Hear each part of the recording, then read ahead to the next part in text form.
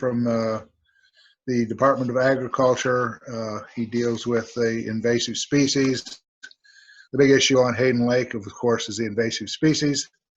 They've done a lot of work, and they've had a fair amount of success this year. So much success that it's reported that a lot of boating is occurring. We're seeing a lot more boating occurring in the North Arm now that the weeds have been taken out of there than we've seen in years past. So, Jeremy, you want to take it from there? Sure, I'll be happy to take it. Yep, I'll just go ahead and share my screen here. And yeah, I think he can share. Okay. There you go, Jeremy.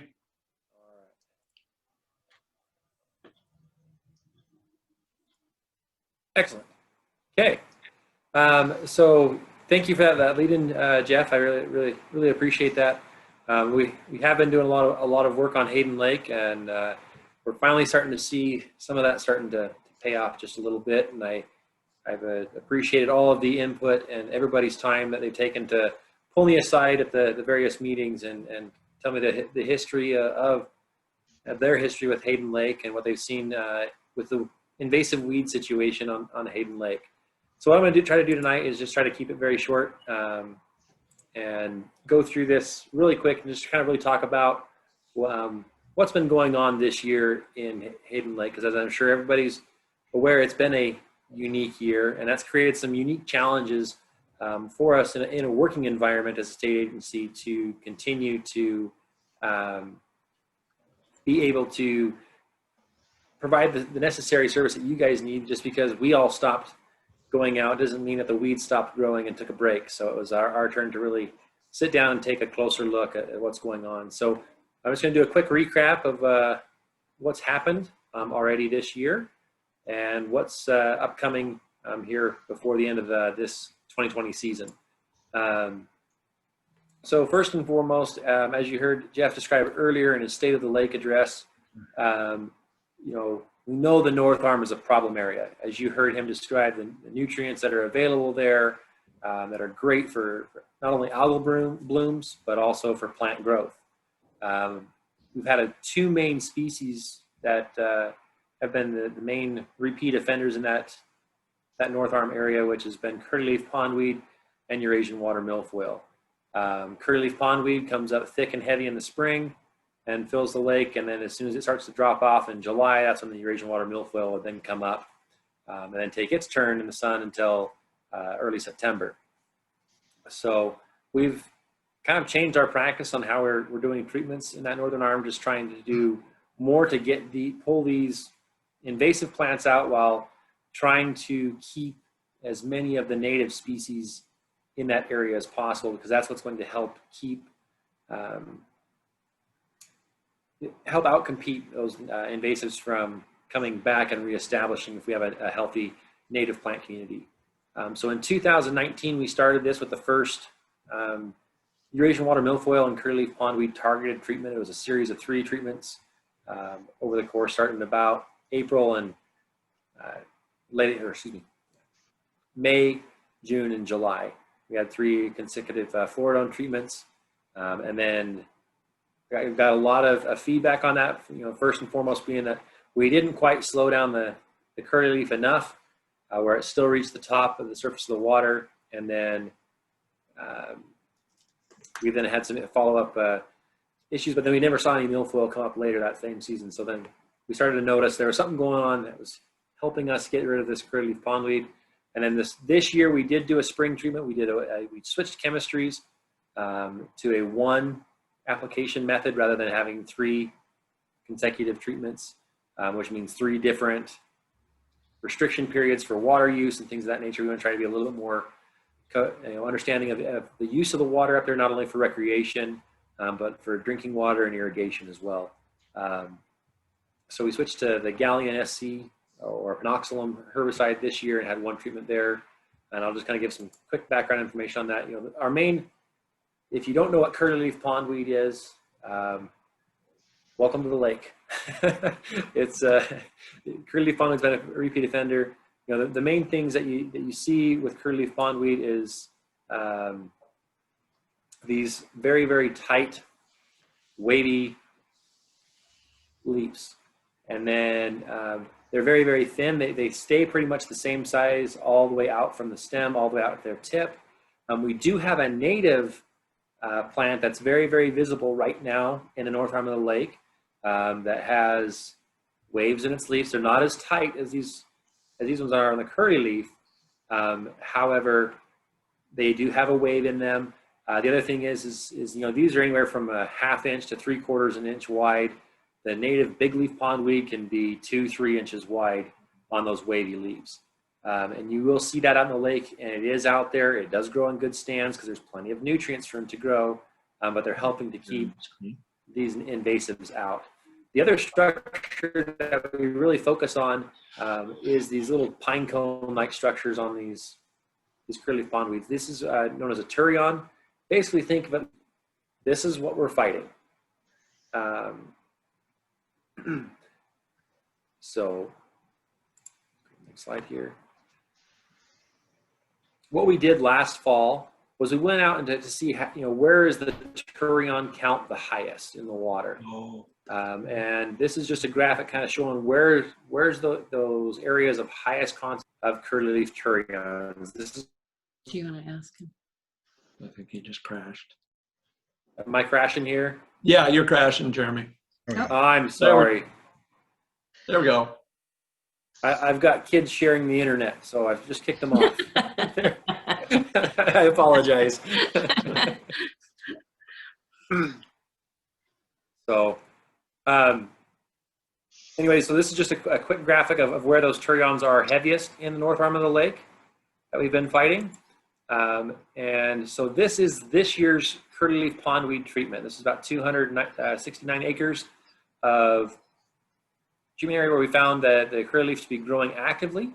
And you'll notice it's a little bit less than the 2019 treatment area, which was about 300 acres, because we were trying to kind of keep this attack going to where is the curly leaf going, because if it's not there, we don't want to apply more herbicide to an area where we don't want to stress the native plants anymore. So we did monitor this treatment this year. We've been up a couple different times. These are just from 35 days after treatment, where you can see the tissue is definitely necrotic. It's more brown than that vibrant green that you normally see with a curly leaf pondweed. This is just a dying plant. The thing that we really liked that we saw was the turions weren't happy. If you look at these upper two on my hand in the lower left, they are small, deformed in comparison to the control, which was from a different area, which was a lot bigger, and for that time of year, it was nice to see that impact on the turions, which is what we're targeting.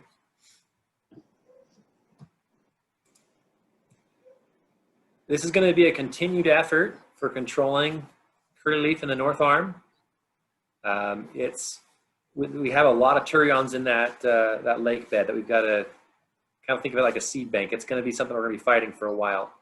So we're trying to remove them. The main ideology behind how we're doing this is we're trying to hit the target area in the spring before we hit the turion production, so we can impact that plant there so we don't have more turions being produced and put into that seed bank. Right now we're in year 2. We're hopeful that by year 3, we're going to see a great reduction in the amount of turions that are going to be present in that lake bed, and far fewer curly leaf pondweeds in the system. That's our goal, because it's going to be it's not a species that we can eradicate, but we can get it down to a controllable level where it's not going to be creating those giant mats of floating plants that are incredibly thick and causing a lot of problems for people on the north end. I'm not talking about the native species. It's just, again, this is that curly leaf pondweed that we're fighting. One last thing I want to touch on that I think is important for you guys to know, I'm happy to report on. So this is the 2019 in August when we did all the Eurasian water milfoil. If we detect any Eurasian water milfoil in our surveys last year, we made a treatment area out of it because we had a new try. The results as of not quite 1 year post-treatment, you can see on this graphic here is we only the red dots, I know they're very, very small, were where we found single plants in some of those previous treatment areas. But for the most part, everywhere else that we looked for it, we could not find it. And we waited until, the middle of July to do this survey to make sure that we could fully understand what was going on in this picture here, and be able to say that there was no milfoil growing in our treatment areas from the last year. That's fantastic news to share. We finally have a tool that helps keep it out for more than just one growing season. So we're very encouraged by that. We were very skeptical because Hayden Lake has a high number of the hybrid milfoils that aren't as susceptible to herbicide treatments. So to see only a few plants cropping up in some of those smaller treatment areas, we kind of expected to see that because this herbicide is not designed to be used in anything less than the half-acre treatment area. So that made us it encouraged us quite a bit to see these kind of results 1 year after treatment. So moving on, for this year, for the remaining part of the season, we did at the same time that we were reviewing last year's treatments, we were also conducting a lake-wide survey to find out where the Eurasian water milfoil was growing outside of our treatment areas, to start planning for what we were going to do about Eurasian water milfoil. Excuse me. This year. So we did do some mapping and surveying, and we did find about 26 acres that's going to need treatment. Now that's a very small amount of acres in comparison to the past, but we are very encouraged by that. We do have notices have gone out both for the registered water rights users as well as some of the dockside or the resident postings that our contractor has done. In addition to these herbicide treatments, we found some areas that they don't really require a herbicide treatment. They're of a density that's low enough that to do a herbicide treatment would just be putting additional chemical in the water that's not really needed. So we do have some areas that we're going to assign some divers to, about 38 acres of treatment area for them. And then we are going to repeat our fall turion study again this fall to assess how many turions, to make sure that we're still going on that downward trend for the amount of curly leaf pondweed seeds that are in that lake bed. So just a quick couple of maps here for you. These are the treatment areas for this season, for 2020. These are the ones that will be treated on August 24th is kind of the day that we've penciled in for right now. We did say out on the notice that we'll be doing it between the 20th and the 25th. But depending upon what the weather does, we could be on either side of that. But for right now, we've penciled in for that Monday, the 24th, to be the date of treatment for Hayden Lake. And as you notice, it's mostly on that would-be eastern side of the lake where we had some of that milfoil cropping up. And every single one of these is outside of one of last year's treatment areas. So we are looking forward to getting in the water and getting those treated. This is the notification area of where notifications were sent out. We're required by the permit to send out, but for a permit for certain herbicides, we're required to notify for a quarter mile. We take that as every herbicide that we utilize, we notify residents within a quarter mile of those treatment areas. Now, one issue that has continually come up with these notifications is in the language of the permit, it requires us to go to the Idaho Department of Water Resources, where everybody registers their water rights to be able to utilize the water from the lake. Sometimes that address does not get updated. And when that address does not get updated, those notices don't make it to you. So if you've ever been in the boat of, I was never notified of a treatment until someone put something on my dock that said treatment was coming, the next day, I don't appreciate that. Well, sometimes we've made a lot of effort to try and get notifications out in a timely manner for everybody. So, because we realize that with herbicide treatments, there comes water restrictions. There comes things that we have to be able to, help you plan for. And so if you haven't taken the opportunity to double check your address with the Idaho Department of Water Resources, please do so. Because some of the addresses are still listed as the rural route numbers, and not the current, street numbers. So please, if you have opportunity to, please take the time to double check those. Now, when it comes to the treatment areas for these, if you're within this notification area, we usually encourage everybody to follow those water restrictions. And with the herbicide that we're utilizing this summer, it's Procellacor again. The only restriction is for irrigation of broadleaf type plants or food crops. If you're just watering grass, there is no restrictions for irrigation. However, if you're watering a garden, watering flowers, flower pots, things of that nature, don't use the lake water for 3 days after application. So if we're treating on Monday, then Thursday you'll be open and ready to go to water to your heart's content.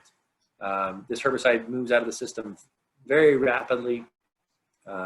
We still will do a follow-up water treatment monitor, water residue monitoring to make sure that all that herbicide has moved out of the system at 3 days post. Last year we did this with all those other treatment areas, and all of it came back as a no detect. So we expect that same type of behavior this year as well. But so the general consensus is that 3 days you're clear to water, and it's stated as such on the label. This is a quick snapshot of the diver areas of where the divers will be working. We had some very small areas where the plant densities were too low for a treatment area, with the exception of the Gem Shores area. This area here, we have an agreement with the Kootenai County, or Kootenai Water. That's a public drinking water system. They've requested that we don't do a treatment in their bay, so we send the divers down there. It's a pretty steep shelf, so there's not a lot of milfoil in there anyway. So we just figured during peak draw for that public water system, we wanted to make sure that they could continue to use that without having to worry about our herbicide treatments. This is just a quick snapshot of what the fall Turion survey is going to look like. This is a repeat from last year. We basically send down a pretty heavy dredge, a little clamshell dredge, down to the lake bed in the fall after all the plants start to senesce, to then get in that top layer of sediment to see how many Turions are present. And then we'll report that data as we find it in the fall. And that'll kind of help us determine, like I said, are we on track for lowering that number of curlyleaf pondweed Turions in the water system and having less and less presence of curlyleaf pondweed, which is what we want to track towards. And this kind of is just that way of being able for us to quantify just how good of a job we're doing or how bad of a job we're doing. So with that, I'll stand for any questions. Okay, first, Will, do we have questions? And Yeah, I do have one for Jeremey right now. Okay. And have you can go ahead and switch back to me, Jeremey. I'm working on it. Okay. So I guess the question, Jeremey, was, could you explain what the hybrid milfoil is and how extensive it is? Absolutely.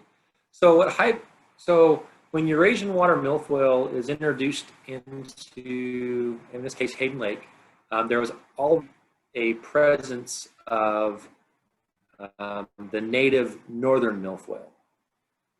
Did I drop out? Mm-hmm. We can hear you. I can see you. Frozen. Okay. Sorry about that.